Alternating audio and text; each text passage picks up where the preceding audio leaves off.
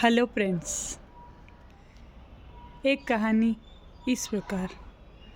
हमें सभी के लिए सहानुभूति रखनी चाहिए, हमारे मन में दया होनी चाहिए। इस पर मैं एक कहानी सुनाने जा रही हूँ। वो इस प्रकार है। एक बार एक टीचर और विद्यार्थी पैदल पैदल सैर करने के लिए निकलते हैं और रास्ते में आगे जाते हैं तो एक खेत के पास में देखते हैं कि दो जूते पड़े हुए हैं, बहुत पुराने जूते हैं। तो यूँ पता चलता है कि वह एक कोई गरीब आदमी खेत में काम कर रहा है, तो उसका काम पूरा होने वाला है, फिर वह जूते अपने पहन के जाएगा।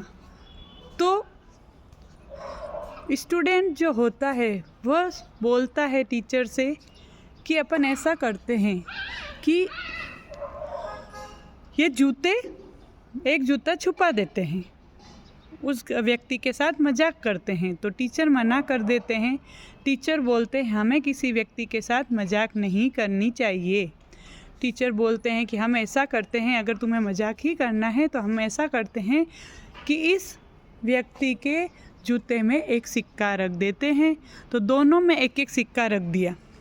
फिर देखते हैं कि क्या होता है। तो दोनों फिर झाड़ियों के पीछे छुप जाते हैं। तो जैसे ही उस व्यक्ति का काम पूरा होता है, काम पूरा होकर वह जैसे ही उस जूतों के पास जाता है और उसके कोट और वो सभी पहनता है, क्योंकि मज़दूर आदमी होता है, तो अपने कोट जैकेट वगैरह सब पहनता है। जूते में नीचे एक पैर एक जूते में डालता है, तो उसमें देखता है उसको कुछ कड़क कड़क हार्ड सा लगता है। तो वह देखता है कि उसमें कुछ टफ सा है, हार्ड है, कोई चीज़ है। तो नीचे झुक के देखता है तो उसे एक कॉइन मिलता है, तो बड़ा खुश होता है।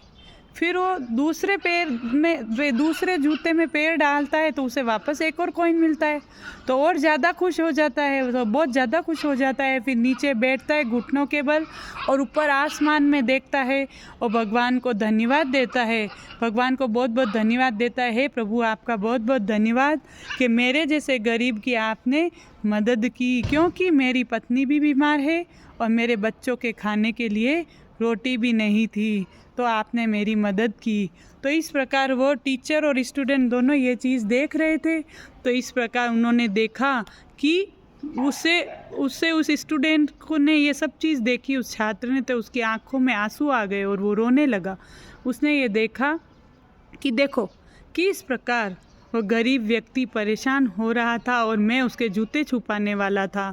इसलिए टीचर ने उनको काम करके एक दयालुता की सीख सिखाई कि हमें किसी के साथ भी गंदा मजाक नहीं करना चाहिए, हमें सभी के प्रति दया रखनी चाहिए।